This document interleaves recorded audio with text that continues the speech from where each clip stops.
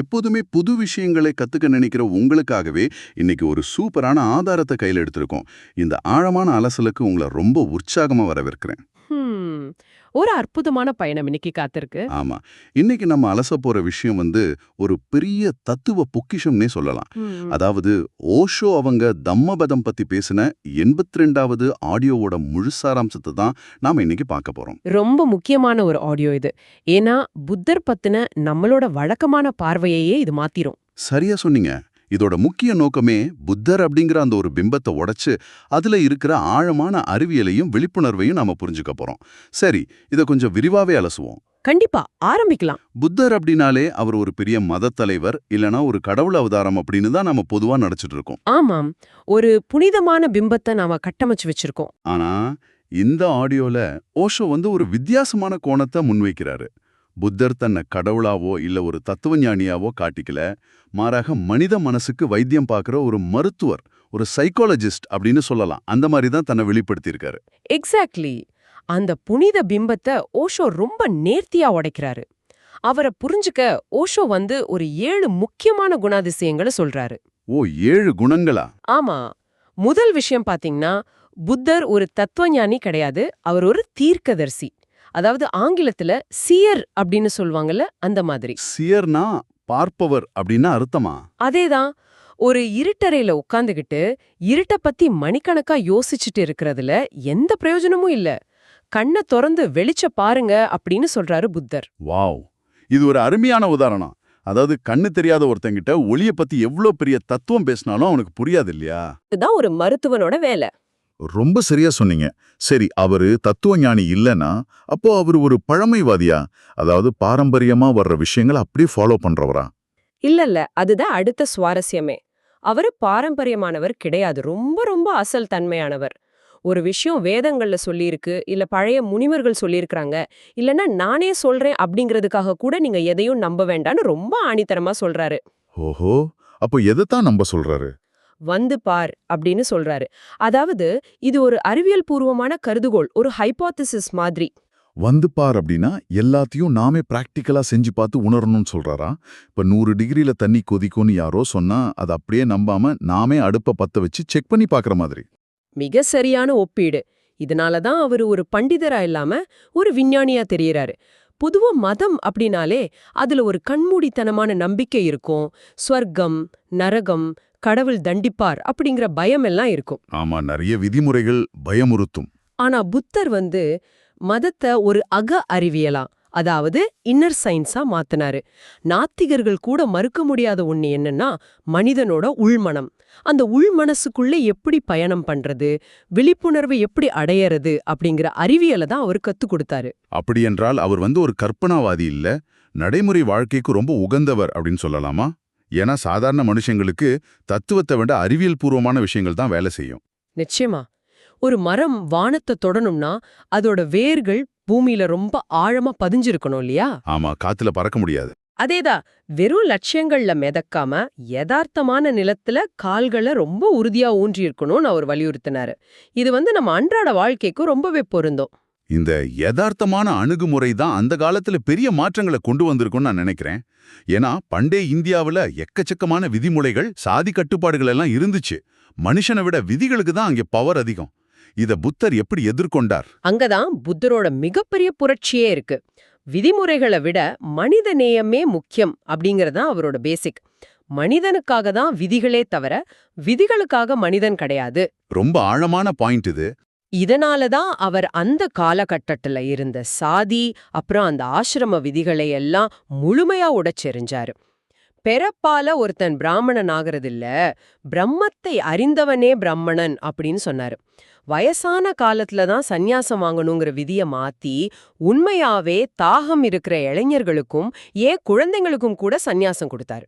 இது உண்மையிலே மிகப்பெரிய விஷயம். 2500 வருஷங்களுக்கு அப்புறம் டாக்டர் B.R. அம்பேத்கர் அவர்கள் பௌத்த மதத்தை தழுவுனதுக்கு இதுவே ஒரு முக்கிய காரணமா அமைஞ்சதுன்னு ஓஷோ சுட்டி காட்டுறது எனக்கு இப்ப ஞாபகம் வருது.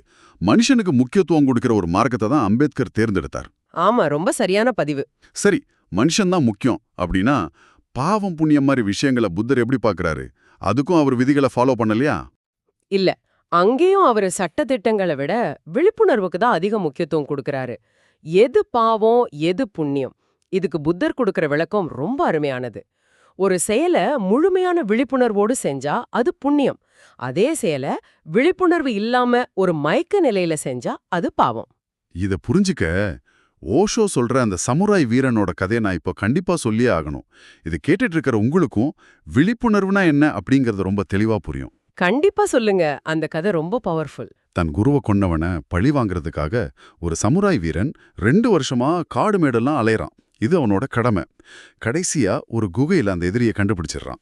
ம் வாளை உருவி அவனை கொல்ல போற அந்த கடைசி வினாடியில அந்த எதிரி சமுராய் வீரனோட முகத்துல காரி துப்பிடுறான். அடுத்த செகண்ட் அந்த சமுராய் வீரன் என்ன பண்றான்னா தான் வாளை திரும்ப உரைக்குள்ள போட்டுட்டு திரும்பி நடந்து போயிடுறான். அந்த இடத்துல தான் நாம கொஞ்சம் நின்னு நிதானமா யோசிக்கணும். 2 வருஷமா தேடி அலைஞ்ச ஒருத்தனை கைக்கு கிடைச்சதுக்கு அப்புறம் அந்த சமுராய் வீரன் ஏன் விட்டுடணும்? ஆமா, ஏன் விடணும்? அந்த வீரன் சொன்ன காரணம் ரொம்ப ஆழமானது. அவன் சொல்றான், 2 வருஷமா நான் உன்னை கொல்ல நினைச்சது என்னோட கடமைக்காக. அதுல ஒரு தெளிவும் விழிப்புணர்வும் இருந்துச்சு. ஆனா நீ என் முகத்துல துப்புனதும் எனக்கு கோபம் வந்துருச்சு. என்னோட ஈகோ தூண்டப்பட்டுடுச்சு. ஓ, அகங்காரம் மேல வந்துருச்சு. ஆமா, என் விழிப்புணர்வு தப்பிடுச்சு. இப்ப நான் உன்னை கொன்னா அது கடமை கிடையாது, கோபத்தோட பிடியில நான் செய்யற பாவம் அப்படின்னு சொல்லிட்டு அவன் திரும்பி போயிடுறான். அப்பா, இது எவ்வளோ கஷ்டமான ஒரு விஷயம். நம்மளோட அன்றாட வாழ்க்கையில நாம எவ்வளவோ விஷயங்களை கோவத்திலையும் ஈகோலையும் செய்றோம். புத்தர் வாழ்க்கைய ஒரு குழந்தை மாதிரி ரொம்ப இயல்பா வாழ சொல்றாரு. ஆனா நம்ம ஈகோ எப்பவுமே கஷ்டமான விஷயங்களை செய்ய தான் விரும்பும். ஆமா, எவரெஸ்ட் சிகரத்துல ஏறுற மாதிரி ஒரு கஷ்டமான இலக்கு அடைஞ்சாதான் ஈகோவுக்கு ஒரு திருப்தியே கிடைக்கும். இதை கேட்டுட்டு இருக்கிற உங்ககிட்ட நான் ஒரு கேள்வி கேட்க விரும்புறேன். கொஞ்சம் யோசிச்சு பாருங்க. உங்க வாழ்க்கையில நீங்க எதையெல்லாம் உங்க ஈகோக்காக 4 பேர் மெச்சணும் அப்படிங்கிறதுக்காக ரொம்ப கஷ்டமாக்கிட்டு இருக்கீங்க? ரொம்ப ஈஸியா செய்யக்கூடிய விஷயங்களை கூட நம்ம அகங்காரத்தை திருப்திப்படுத்துறதுக்காக நம்ம எவ்வளவு சிக்கலாக்குறோம்னு நம்ம கண்டிப்பா சிந்திக்கணும். உண்மைதான். இந்த விழிப்புணர்வை பத்தின புத்தரோட சிந்தனையை இன்னும் கொஞ்சம் ஆழமா புரிஞ்சுக்க நாம ஸ்ராவஸ்தி நகர நீதிமன்றத்தோட கதைக்கு போகணும். ஓஷோ இது ரொம்ப அழகா விவரிக்கிறாரு. ஆமா, அந்த மழைக்காலத்துல நடக்கிற சம்பவம் தானே? அதேதான். ஒரு நாள் கொற்ற மழையில நனைஞ்சுகிட்டே சில பௌத்த துறவிகள் மழைக்காக ஒதுங்கிறதுக்கு ஸ்ராவஸ்தி நகர நீதிமன்றத்துக்குள்ள போறாங்க. அவங்க அங்க பார்த்த காட்சி அவங்கள ரொம்பவே அதிர்ச்சிக்குள்ளாக்குது. அவங்க தான் தியானம் மூலமா ரொம்ப தெளிவான பார்வை பெற்றவர்களாச்சு. அவங்க அங்க அப்படி என்ன பார்த்தாங்க? நீதிய வழங்க வேண்டிய சில நீதிபதிகள் தூங்கிட்டு இருக்காங்க. சிலர் ஜாதி, மதம், பணம் இதையெல்லாம் பார்த்து பாரபட்சம் காட்டுறாங்க. சிலர் லஞ்சம் வாங்கியிருக்காங்க. அதாவது அங்கே உண்மை பொய்யாக்கப்படுது, பொய் உண்மையாக்கப்படுது. ஆமா, சாதாரண மனுஷங்களுக்கு அது வெறும் நீதிமன்றமா தான் தெரிஞ்சிருக்கும். ஆனா விழிப்புணர்வு அடைஞ்ச அந்த துறவிகளுக்கு அங்கே மனித ஆழ்மனதோட, அதாவது அன்கான்ஷியஸ் மைண்டோட இருண்ட பக்கங்கள் ரொம்ப தெளிவா தெரிஞ்சுது. சரியா சொன்னீங்க.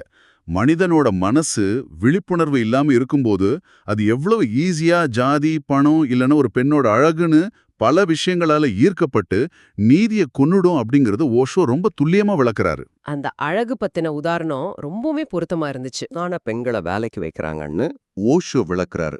இது சாதாரணமான ஒரு வியாபார தந்திரம் கிடையாது. இது ஒரு சைக்காலஜி. எப்படி வேலை செய்யுதுன்னு சொல்லுங்க. அதாவது அழகான ஒரு பெண் ஒரு செருப்ப வாடிக்கையாளருக்கு மாட்டி விடும்போது அந்த கஸ்டமரோட ஆழ்மனம் அல்லது விழிப்புணர்வோற்ற மனம் அந்த அழகுல முழுசா மயங்கிடுது. அந்த செருப்பு காலை கடிச்சாலும் சரி, விலை ரொம்ப அதிகமா இருந்தாலும் சரி, அதை பெருசா எடுத்துக்காம அந்த நபர் அதை வாங்கிட்டு போயிடுவாரு.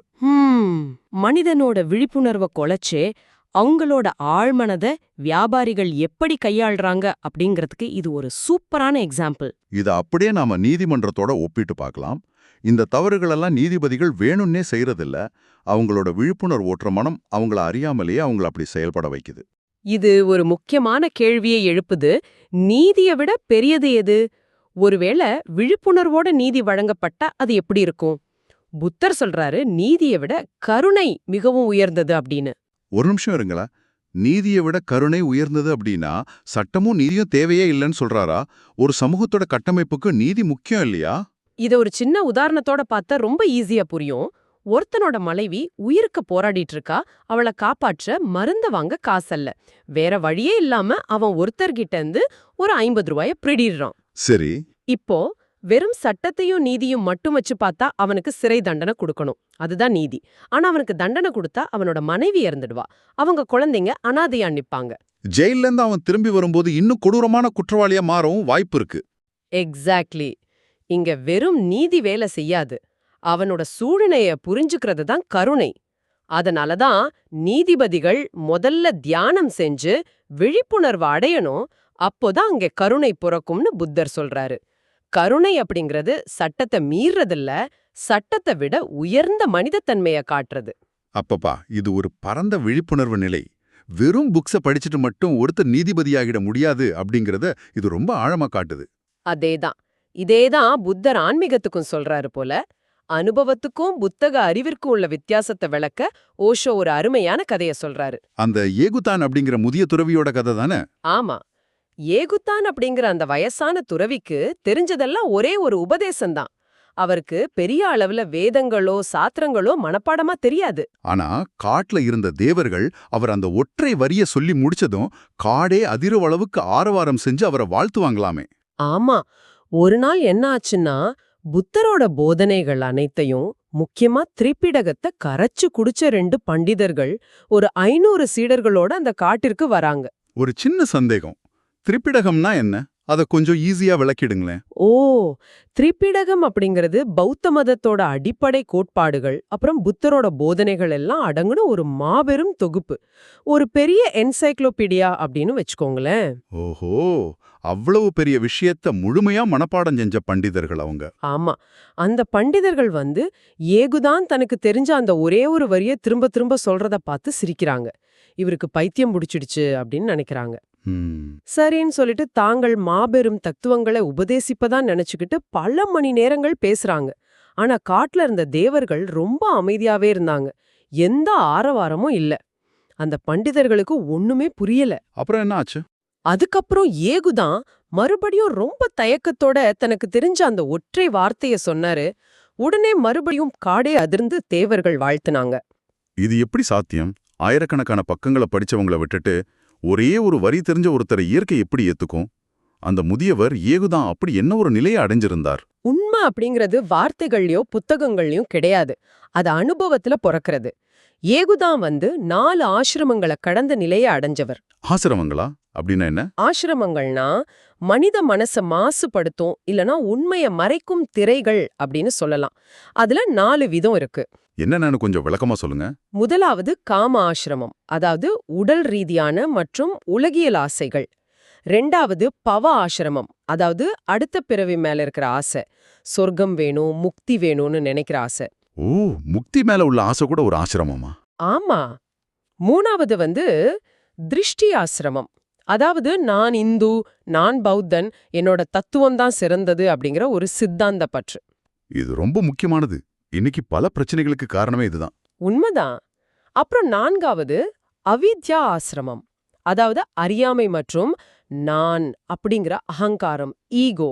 ஓ, இந்த 4ஐயும் கடந்த நிலையை அடைஞ்ச ஒருத்தரோட ஒற்றை வார்த்தைக்குள்ள சக்தி பலாயிரம் புக்ஸ வெறும் மனப்பாடம் செஞ்ச பண்டிதர்களோட வார்த்தைகளுக்கு இருக்காது அப்படிங்கறத இந்த கதை ரொம்ப ஆழமா உணர்த்துது. கண்டிப்பா. வார்த்தைகளை விட மௌனத்துக்கும் அனுபவத்துக்கும் தான் ரொம்ப பவர் அதிகம். அப்படியானால் இதற்கெல்லாம் என்ன அர்த்தம்? வயசானதான் ஞானம் வருமா? ஒருத்தருக்கு நீளமான தாடியும் நரைத்த முடியும் இருந்தா அவர் முதிர்ந்தவரா? அதுதான் இல்லவே இல்ல. இத விளக்கத்தான் அந்த குள்ளமான துறவியோட கதை வருது. லகுண்டக்கு பத்தியா அப்படின்னு ஒரு துறவி. அவர் ரொம்ப குள்ளமா, பாக்குறதுக்கு ஒரு சின்ன பையன் மாதிரியே இருப்பாரு. மத்த துறவிகள் எல்லாம் அவரை பார்த்துட்டு என்ன நினைச்சாங்க? மத்த பௌத்த துறவிகள்லாம் அவரை பார்த்துட்டு இவரு ஏதோ புதுசா வந்த உதவியாளர் போல அப்படின்னு நினைச்சாங்க. ஆனா புத்தர் அவங்கள பார்த்து சொல்றாரு, அவர்தான் உண்மையான முதிர்ந்த துறவி அப்படின்னு. பௌத்த மரபுல இத சிவிர் அப்படின்னு சொல்வாங்க. முடி நரைச்சு போறதாலேயோ வயசு கூடுவதாலேயோ ஒருத்த முதிர்ச்சி அடையறதில்ல அப்படிங்கறத புத்தர் அங்க ரொம்ப ஆணித்தரமா பதிவு செய்யறாரு இல்லையா? ஆமா. யார் ஒருத்தருக்கு ஆசைகள் முழுமையா அறுபட்டு போச்சோ, தன்னை வெறும் உடல் அப்படிங்கிற எண்ணத்திலிருந்து விடுபட்டு உள்ளே ஒளிரும் தீபத்தை யார் உணர்கிறார்களோ அவங்க தான் உண்மையாவே முதிர்ச்சி அடைஞ்சாங்க. இதுக்கும் வயசுக்கும் எந்த சம்பந்தமும் இல்ல. ரொம்ப உண்மையான வார்த்தைகள். புத்தர் பிறந்த உடனே நடந்த ஒரு நிகழ்வை ஓஷோ இங்க ஞாபகப்படுத்துறாரு. புத்தர் பிறந்த உடனே இமயமலையிலிருந்து 100 வயசான ஒரு மாபெரும் முனிவர் ஓடி பிறந்த அந்த பச்சிளங்குழந்தையோட கால்ல விழுந்து வணங்கி ஆனந்த கண்ணீர் வடித்தாராம். 100 வயசு முனிவர் ஒரு குழந்தையோட கால்ல ஏன் விழணும்? ஏன்னா முதிர்ச்சி அப்படிங்கிறது வயசுல இல்ல, விழிப்புணர்வுல இருக்கு. ரொம்ப அற்புதமான சிந்தனை.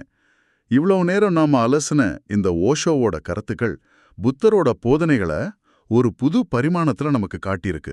ஆமா, புத்தர் அப்படிங்கிறவரு வெறும் மதத்தலைவர் கிடையாது, அவர் மனித மனசோட உளவியலை சரி செய்ய வந்த ஒரு மருத்துவர் அப்படிங்கிறத ஓஷோ தன்னோட 82வது சொற்பொழிவுல ரொம்ப தெளிவா நிரூபிச்சிருக்காரு. கண்டிப்பா இது ஒரு பெரிய திறப்பு.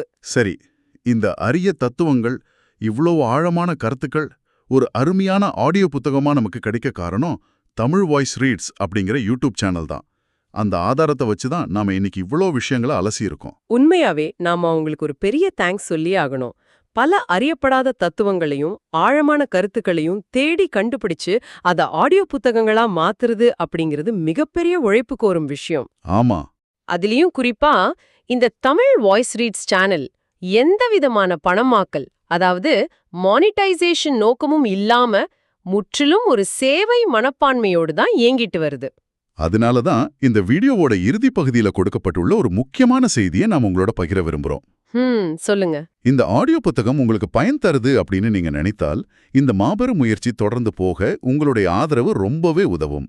அவங்களுடைய இந்த முயற்சிக்கு நன்கொடை அளிக்க உங்களுக்கு விருப்பம் இருந்தால் டிஸ்கிரிப்ஷன்ல கொடுக்கப்பட்டுள்ள UPI ஐடி மூலமா உங்களால முடிஞ்ச தொகையை நீங்க வழங்கலாம். உங்களால முடிஞ்ச அளவு போதும். உங்களோட சிறிய ஆதரவும் உங்களுக்கு மிகப்பெரிய உதவிதான். கண்டிப்பா. இந்த வீடியோ உங்களுக்கு பயனுள்ளதாக இருந்தால் சப்ஸ்கிரைப் பண்ணுங்க, மற்றவர்களுக்கும் பகிர்ந்து கொள்ளுங்கள். இந்த கருத்துக்கள் அவங்களுக்கும் தேவையாக இருக்கலாம். லைக் பண்ணுங்க, உங்க கருத்துக்களை கமெண்ட்ல பகிருங்க அப்படின்னு ஒரு மனப்பூர்வமான நன்றியை தமிழ் வாய்ஸ் ரீட்ஸ் சேனல் சார்பாக உங்களிடம் சமர்ப்பிக்கிறோம். இத ஒரு தொகுப்பா பாத்தீங்கன்னா, நாம இன்னைக்கு கத்துக்கிட்டது வெறும் தத்துவங்களோ இல்ல மதச்சடங்குகளோ கிடையாது. உங்களை நீங்களே செதுக்கிக் கொள்ளும் ஒரு மிகச்சிறந்த சைக்காலஜிக்கல் சயின்ஸ். மனித மனசோட இருண்ட மூளைகளை வெளிச்சத்துக்கு கொண்டு வர ஒரு கருவி. விழிப்புணர்வு தான் எல்லாத்துக்கும் அடிப்படை. ரொம்ப சரியா சொன்னீங்க. இந்த ஆழமான அலசலை நாம முடிக்கிறதுக்கு முன்னாடி இதை கேட்டுட்டு இருக்கிற உங்களுக்கு ஒரு சிந்தனைக்கான இறுதி கேள்வியை நான் முன்வைக்க போறேன். இத பத்தி நீங்க ரொம்ப ஆழமா யோசிக்கணும். அந்த கேள்வி என்னன்னு சொல்லுங்க. ஆமா. அப்படியானால் உங்க வாழ்க்கையில நீங்க ரொம்ப நல்ல விஷயம் இல்லனா இது ஒரு புண்ணிய காரியம் அப்படின்னு நினைச்சு, ஆனா எந்தவித உணர்வும் இல்லாம வெறும் பழக்க தோஷத்துல தினமும் எந்திரம் போல செய்யற ஒரு காரியத்தை நினைச்சு பாருங்க. அது கோயிலுக்கு போறதா இருக்கலாம், இல்ல தர்மம் செய்யறதா கூட இருக்கலாம். அத நீங்க முழுமையா விழிப்படைஞ்சு ஒரு விழிப்புணர்வோடு செஞ்சா அது இன்னும் ஒரு நல்ல விஷயமாகவே உங்களுக்கு தோணுமா, அல்லது அதோட அர்த்தம் முற்றிலும் மாறிடுமா? ரொம்ப ஆழமான கேள்வி இது. இத கொஞ்சம் சிந்திச்சு பாருங்க. புத்தரோட தத்துவங்களை வெறும் வார்த்தைகளா கடந்து போகாம அதை உங்க அனுபவமா மாத்திக்க முயற்சி பண்ணுங்க. அடுத்த முறை இன்னொரு சுவாரஸ்யமான மற்றும் ஆழமான தலைப்போடு உங்களை சந்திக்கும் வரை தொடர்ந்து கற்றுக்கொண்டே இருங்கள், விழிப்புணர்வோடு இருங்கள்.